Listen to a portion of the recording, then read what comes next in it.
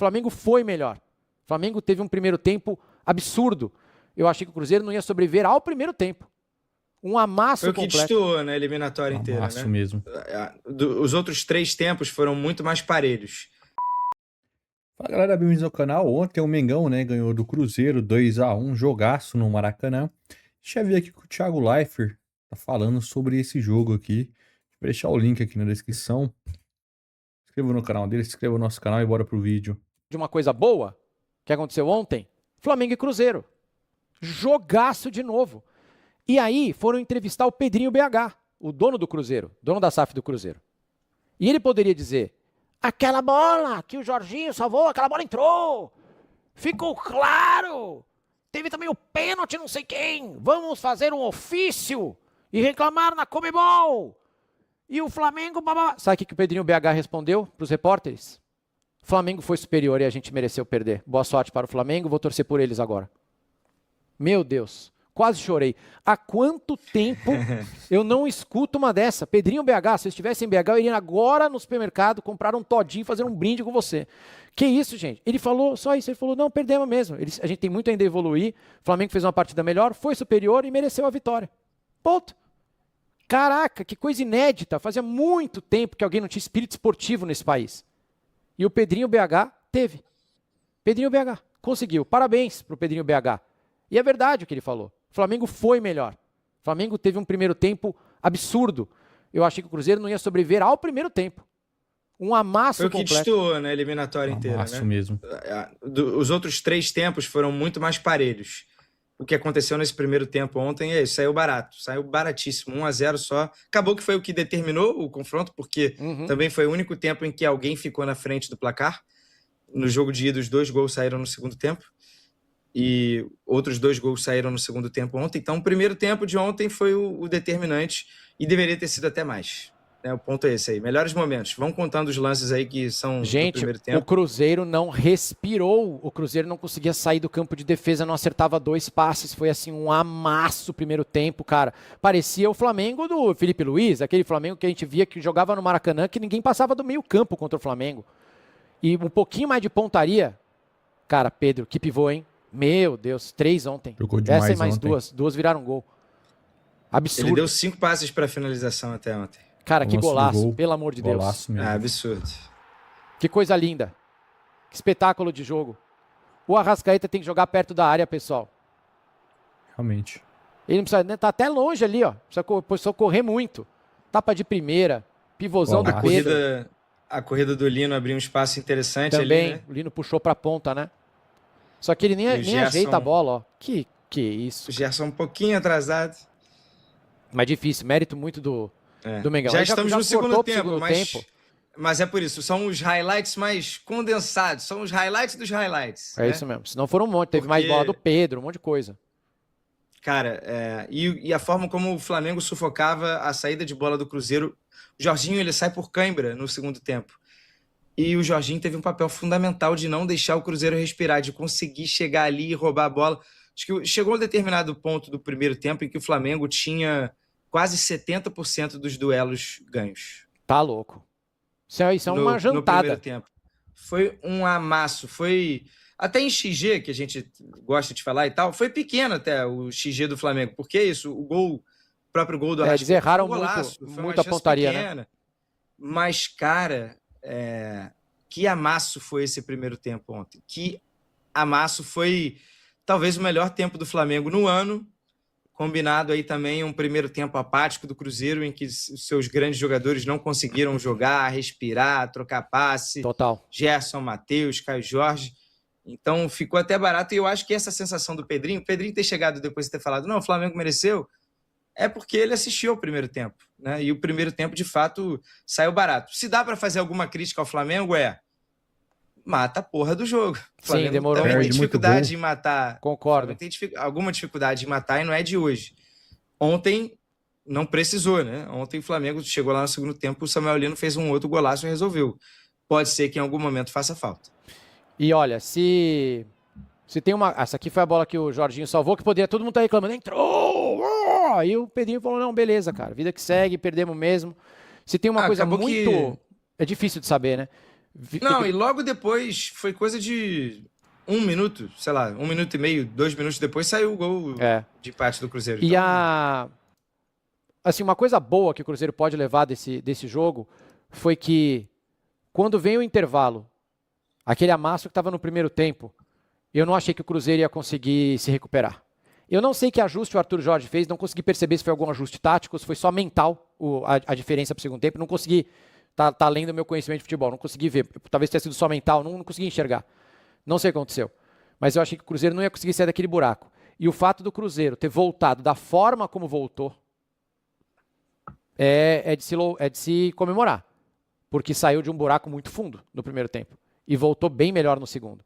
Se alguém podia ter jogado um pouquinho mais, senhor Matheus Pereira, que mesmo na entrevista depois também assume que poderia ter entregado um pouquinho mais. Em jogo decisivo. Caio Jorge também. Mas o Caio, cara.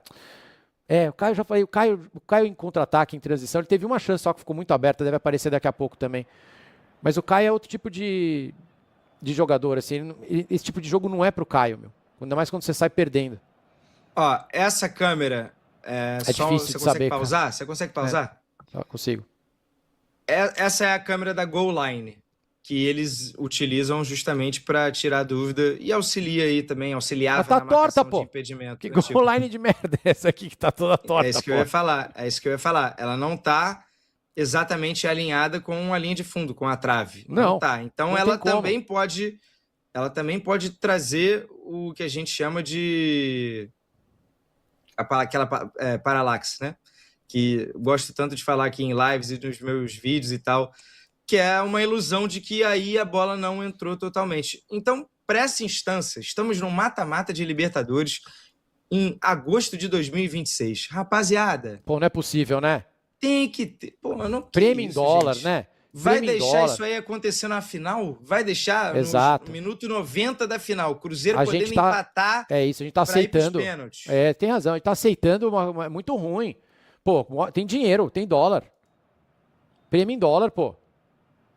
E aí, aquele lance era qualquer coisa. Se o juiz dá o gol, o VAR não ia tirar o gol também. Também não. Porque é inconclusiva. Uhum. Então, pra que serve? Que golaço, hein? Ó, arqueiro Rossi, achei que foi meio segundo atrasado. E o arqueiro Rossi poderia, talvez, ter encostado na bola, não sei. Vai ter uma câmera que tem um defensor, vai mostrar um defensor na frente e Jorginho. Ele talvez espera a bola passar por esse defensor para reagir. Eu acho que é ainda outra. Mas o Léo Ortiz, eu não sei se vão cortar, mas o Léo Ortiz entregou muito que ele ficou bravo. Olha lá. Não, e demorou a cair. Não foi exatamente no canto. Não foi totalmente dava para encostar canto. na bola. Você acha não, chat? Claro. Falha é forte, tá? Ele falhou, frangou. Acho que aí é exagero, mas um grande goleiro, como o Rossi já foi em outras ocasiões, deveria ter feito a defesa. Poderia ter feito a defesa. Alguém tá perguntando aqui no YouTube, mas a bola não tem chip. Gente, não, esqueçam o chip não adianta nada. É o chip mais um monte de câmera. Um monte de câmera, uma estrutura enorme, que você tem que botar a cor do uniforme dos caras, como é o semiautomático. O olho do Falcão. Que usavam no tênis. Hawkeye. Usavam essa tecnologia, usavam no tênis. Eu tava no US Open quando instituíram a primeira vez lá. Até fiz matéria pro Sport TV, jovem lá. Fala um ano aí. Fala um ano, 2006. 2006. Estamos 20 anos depois e ainda não tem. Isso é brincadeira. US Open 2006, o Hawkeye estava lá, porque daí eles começaram a ver se a bola foi fora ou dentro, saque, né? E a grande dificuldade do Hawkeye era ensinar para a máquina o que era bola e o que era passarinho. Se um passarinho passava voando rasante, a máquina se confundia. Então ainda era uma tecnologia incipiente. 20 anos depois, já dava para ter. Então é o chip mais... Aliás, a bola não tinha chip, tá? O Hawkeye não precisava de chip. Ele lia a bola pelo movimento dela, tanto que ele confundia com o passarinho. Mas hoje o chip da bola é o chip médio toque. Aquela raspadinha de cabeça, para ver quem encostou na bola por último, aquela coisa toda. Mas com a tecnologia de câmera, você já resolveria o Goal Line Technology e o relógio do juiz não precisa do chip na bola. E aí depois tem mais Mengão. E aí aquele negócio, né? Também sobe a placa, entra Bruno Henrique. Pô, Ó o Pedro. Complicado, né? Pedro também, de novo. Posição legal. O Romero que estava ali, né? Poxa, Pedro já fez isso algumas vezes na vida e dentro do próprio jogo. Você vai deixar realmente o Pedro dar um primeiro toque ali sozinho? O Romero não chega nele, ó. Tem 4 ali circulando o Pedro e ele vai Só matar num cercaram, lance. né? E além disso, um baita de um golaço do Samuel Lino. Imagina Samuel o Liso, né? quanto, imagina o quanto o Lino tá grandão hoje. Porque Ele se semana vingou, passada ele foi mumificado. Semana passada ele foi comprar pão. Né? Aí, cara, 7 dias depois ele se vinga. Ele deixa o William. zagueiro no chão. E o William, e o pior do William, que eu acho que fica mais chato pro William, é que ele tenta levantar. Repara, chat. Ele vai, ele tenta, ó lá, ele dá uma quicada, isso aí fica pior, sabe? Ser mumificado é ruim, mas tentar levantar e não conseguir, porque no o trem tobogã passou, também. é Tá embaçado. no tobogã. Golaço do Samuel Lino, golaço do Flamengo. Assim, Pedro, o que falar do Pedro? Eu até tuitei porque os argumentos são sempre os mesmos, né? O Pedro não joga por alguma questão tática, falta de intensidade, o calendário é longo, ele tem que às vezes ir para o banco mesmo. Mas, gente, vejam o que o Pedro faz num campo de futebol. Existe algum centroavante do futebol brasileiro, sul-americano, que faça algo parecido? Não, eu tô convencido. Não tem, cara. Então, nos grandes jogos, ele tem que jogar e pronto. Eu também tô convencido, tá? Já escutei também o papo da intensidade, concordo. Lembro da entrevista do Felipe Luiz falando aqueles negócio do Pedro, que ele treinava mal, não sei o quê, mas, cara... Isso é o que justifica ele não estar num grande clube da Europa hoje. Se tá jogando aqui, ele é muito titular. Ele é muito titular, pô. Tô convencido. Ele tá muito acima dos outros, pô. Ele é craque. Tô convencido mesmo. E uma outra coisa que eu aprendi com o Tomás Freitas, que geralmente assiste a nossa live. Faz tempo, o Tomás estava vivendo o Eurosummer. Se você segue o Tomás, tem uma pessoa que não pode reclamar da vida extracampo de um jogador de futebol, é Tomás Freitas. Tomás estava em Ibiza, estava num iate. Tomás, assim, nunca mais vai aparecer aqui, esquece. Isso aí já foi. Ficou rico, se aposentou. Não, às vezes ele assiste. Mas o Tomás me falava às vezes, né, de ego, não sei o quê. E ele falava, cara, mas jogador dá trabalho. Eu falei uma vez pra vocês também sair da televisão. Os caras dão trabalho, pô. E o Pedro dá trabalho, mas daí você bota ele pra jogar e ele faz isso aí, o que vale mais? Mas é um dá Pode trabalho ser uma diferente, mala, né? mas digamos que ele seja uma mala no dia a dia. É isso. O que a gente já sabe do Pedro, que ele é atleta de Deus, então ele se comporta bastante. O mala dele deve ser um mala do tipo, não vou correr isso aí não vou não. Esse exercício não vou fazer não. O mala que dá mais trabalho é o mala que chega para treinar virado, da noitada, encaixaçado.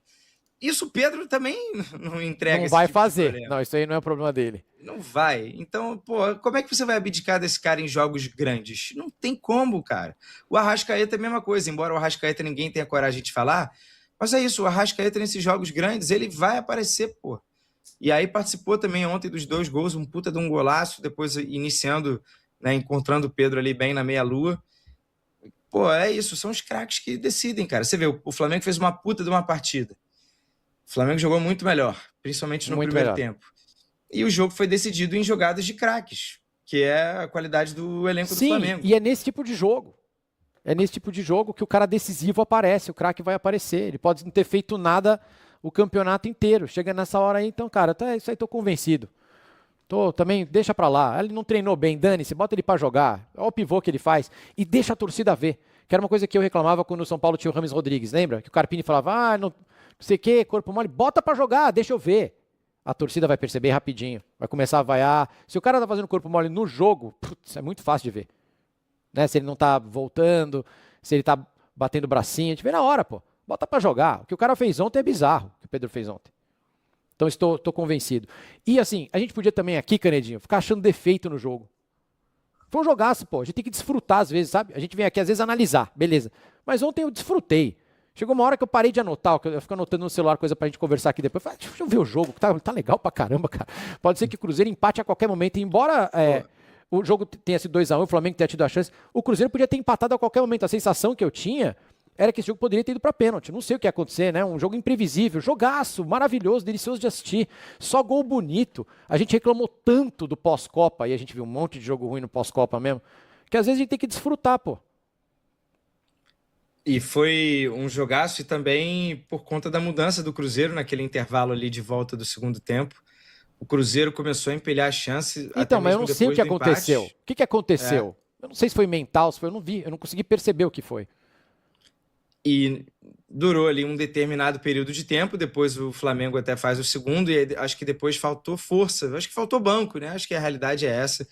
Se a gente até comparar quem saiu do banco do Flamengo, Paquetá, Carrascal, Varela, Bruno Henrique e Everton Araújo. Pô, E no coitado do banco do Pedrinho BH. Cruzeiro, e o Cruzeiro fez só até 4 substituições. Você olha para o banco e quem faltou entrar? O Zé Lucas era volante. Ontem o Cruzeiro estava precisando de resultado. Então entraram João Costa, que não foi bem, uma contratação para agora. O Fagner, que até poderia ter sido titular, mas lateral por lateral. O Lúcio Rodrigues, atacante que chegou agora. E o Bruno Rodrigues. Então, acho que o banco também ele resumiu bem a diferença dos clubes. Acho que o status, né, de time e clubes.